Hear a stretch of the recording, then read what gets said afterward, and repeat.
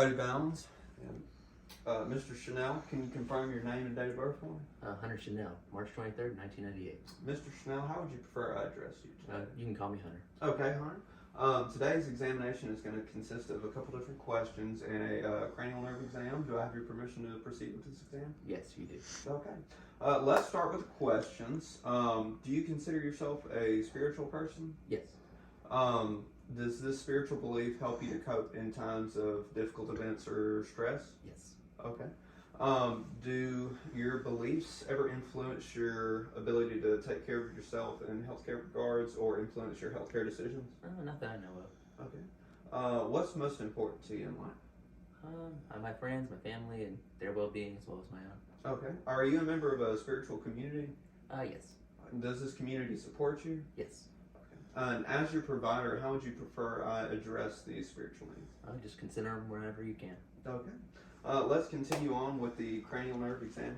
We'll be starting with cranial nerve number 1. That is olfactory. It is a sensory nerve. Hunter, what I'm going to have you do for this exam, go ahead and occlude one side of your nose for me. I'm going to be looking in here. Breathe in for me. Okay. We are painting. Occlude the other side for me. Okay. We are painting. Hunter, I'm going to have you close your eyes and occlude one side of your nose for me. And tell me what you smell. Smell vanilla. Okay. And what do you smell? Smell hand sanitizer. Okay. Now occlude the other side for me. Keep your eyes closed. What do you smell? I smell hand sanitizer. Okay. And what do you smell? Smell vanilla. Okay. Hunter, you can open your eyes. Cranial nerve number 1 is intact. If Hunter was unable to identify these smells, we'd be worried about inflammation, allergic rhinitis. He could possibly be a smoker or even an olfactory tract lesion. Let's continue on to cranial nerve number 2. That is the optic nerve. It is sensory. To test this, we're going to be doing a visual acuity test, visual confrontation, and concluding with the ophthalmic eye review. So, Hunter, what I'm going to have you do is swap spots with me. We're going to be reading off this chart. Stop right about, take half a step back. Oh, back. And occlude or cover your right eye for me. And I'm going to have you read the lowest line possible for me. All right. D-E-F P-O-T-E-C. Okay. Now cover your left eye for me. And try to read that same line. D-E-F P-O-T-E-C. Okay, that is correct. Hunter got all the lines on that correct, all the letters on that line correct, indicating that he has perfect 20/20 vision. We're using the Snellen chart adapted to 6 feet. Standard Snellen charts are read at 10 to 20 feet. And if the patient is unable to read the big E at the top, which is 2/200, that would indicate the patient is legally blind. So Hunter has passed. What I'm going to have you do is come sit down here in this examination chair again. We're going to continue on with the visual confrontation test. Hunter, I'm going to have you cover your right eye again for me. I'm going to cover my left eye, and I want you to tell me when you see my hand come into view. I see it. Okay. I see it. Okay. I see it. Okay. And I see it. Okay. And let's do the same thing with your left eye. I'm going to cover my right. Tell me when you see it come into view. I see it. Okay. I see it. Okay. I see it. Okay. And I see it. All right. If Hunter was able to see these come into view, we'd be worried about hemorrhage, even stroke, or retinal detachment. Let's conclude with the ophthalmoscopic eye review. For the sake of this exam, we're only going to be looking in Hunter's right eye, but typically you would look in both eyes for this exam. Okay. And red reflex is present. And what I'm looking for is the fundus, blood vessels, macula, and retinal background, which were all present. If the red reflex were not present, we'd be worried about bad ophthalmoscope positioning or possible cataracts, or other abnormalities in this section would include narrowing or pulsating of the blood vessels, cotton wool spots, papilloedema, which would indicate hypertension or diabetes. Let's move on to cranial nerve number 3. That's the ocular motor. It is both sensory and motor.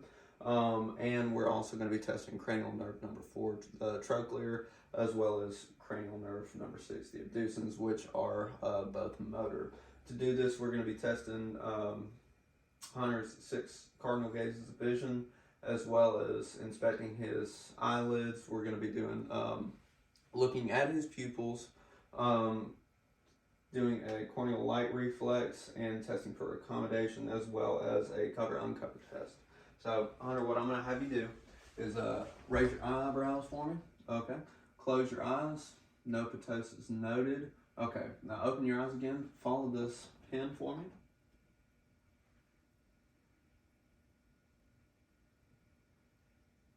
Okay. Now stay looking at me. I'm going to shine a light in here. And both of these. Hunter's pupils are 3 millimeters, equal, round, reactive to direct and consensual light. Let's do the corneal light reflex. And we are symmetrical. Any abnormalities noted so far would be any asymmetrical movement, nystagmus, or any weakness in going into the 6 cardinal gazes of vision. Any abnormalities so far would indicate that you would have to test for accommodation. So what I would have him do is look into a distant object in the room, and now at this pin. And he did accommodate his pupils constricted symmetrically. We could also do a cover-uncover test. To do that, what I would do is have him stare at a distant object in the room. Cover this for about 30 seconds to look for any movement on this side. And then uncover this, watch this eye, and see if we see any movement which would indicate nystagmus or strabismus, which are not present in this patient. Cranial nerves number 3, 4, and 6 are intact. Next, we're going to move to cranial nerve number 5, trigeminal. It is both sensory and motor. To start with, we're going to palpate the muscles on your face. All right, now clench down your jaw for me. Okay. No muscle fasciculations noted. Everything is symmetric and equal. Let's test the sensory function of this. Now, give me your hand real quick. You're either going to feel sharp or dull. I'm going to have you close your eyes and tell me whether you feel sharp or dull and where you feel it on your face. Close your eyes for me. Okay. Feel dull on my forehead. Okay. I feel sharp on my cheek. Feel dull on my forehead. Sharp on my forehead.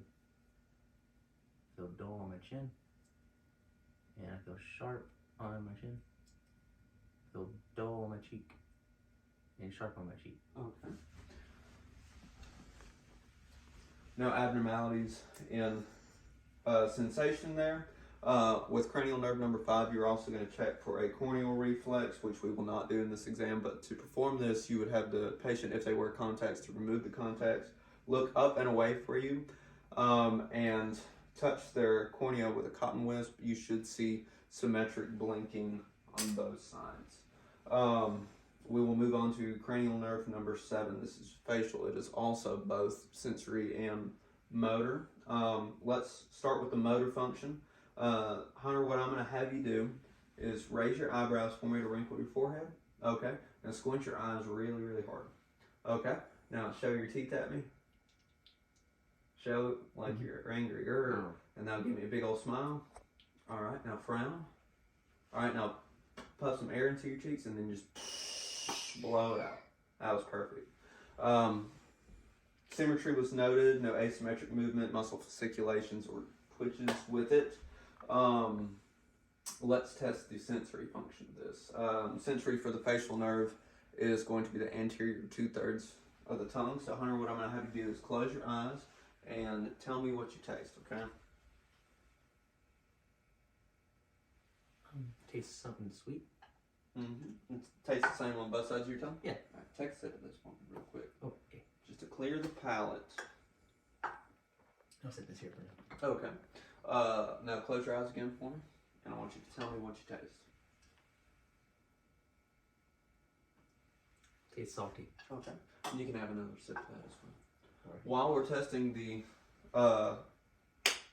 senses here, we're also going to be testing the sensory function of cranial nerve number 9, which is responsible for the back 1/3 of the tongue. So close your eyes for me and tell me what you taste. Tastes sour. Same on both sides of the tongue? Yes. Okay. Take a sip of this for me. Clear your palate. Alrighty. Alright, and close your eyes and tell me what you taste here.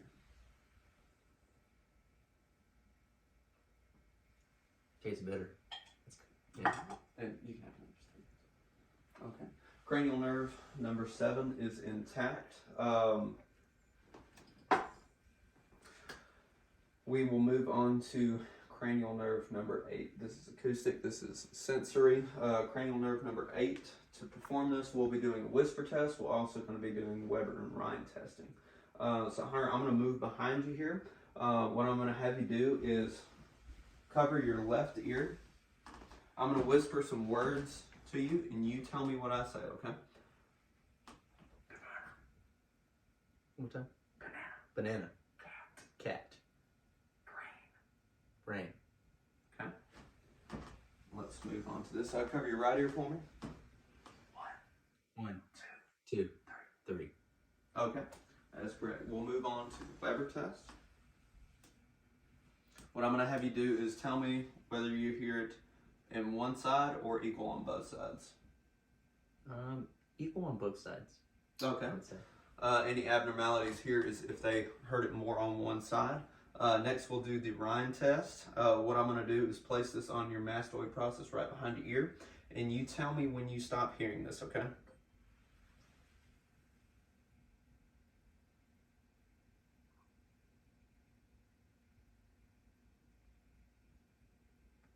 Stop hearing it. Okay. And tell me when you stop hearing this.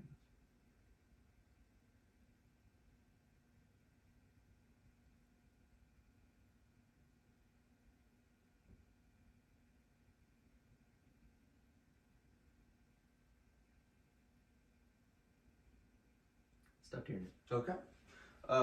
That is normal. Normally this will be performed on both sides of the ears, but for this exam we'll just be doing Hunter's left ear. Any abnormalities noted in this section is if they do not have good bone conduction and cannot hear, or if the ratio of the air conduction is not 2 to 1 to the bone conduction. We'd be worried about sensory neural hearing loss, conducting hearing loss, and that would require further examination. Cranial nerve number 8 is intact. Let's move on to cranial nerve number 9. That is the glossopharyngeal. It is both motor and sensory. We have already tested the sensory of that with testing for the bitter and sour earlier, so let's just move on to the motor. We're also going to be testing cranial nerve number 10, the vagus, during this. So Hunter, what I'm going to have you do is open your mouth and say ah, and we see equal movement of the soft palate up, down, and no uvula deviation to either side. Next, we're going to test the second function of it. Take a sip of that for me. And swallow it. Yep. Everything go down okay? Yep. All I'd say right. Cranial nerve number 10 assists in swallowing, as well as the soft palate movement and assisting in swallowing during this. Let me also mention during this 7 and 9 also have speech functions, and I've been assessing Hunter's speech throughout this, and so far it is normal. Cranial nerves number 9 and 10 are intact. You can test for gag reflex for cranial nerve number 9. However, we will not be doing that for this examination, but to do that you would touch the back of the pharynx with the tongue dispenser and watch the equal rise and fall of the soft palate. Let's move on to cranial nerve number 11. That is your spinal accessory. It is a motor. Hunter, what I'm going to have you do, I'm going to start by palpating sternocleidomastoid and the trapezius. I'm going to have you raise your shoulders against some resistance here. Okay. Now turn your head against my hand against some resistance. Okay. Perfect symmetrical movement, no atrophy or weakness noted on both or either sides. Cranial nerve number 11 is intact. Now let's move on to the final cranial nerve, hypoglossal. It is also motor. It's in control of the tongue. So Hunter, what I'm going to have you do is stick out your tongue at me. Okay. Now move it side to side. Okay. Now move it up like you're going to your nose, down like you're going to your chin. Okay. Now I'm going to have you Put it out against your left cheek here and kind of push against some resistance for me. All right, and then on the right side, against some resistance for me. Okay. No tongue fasciculations or deviations from the midline were noted. No tongue weakness. Cranial nerve number 12 is intact. And that concludes this exam. And then we'll do another 360.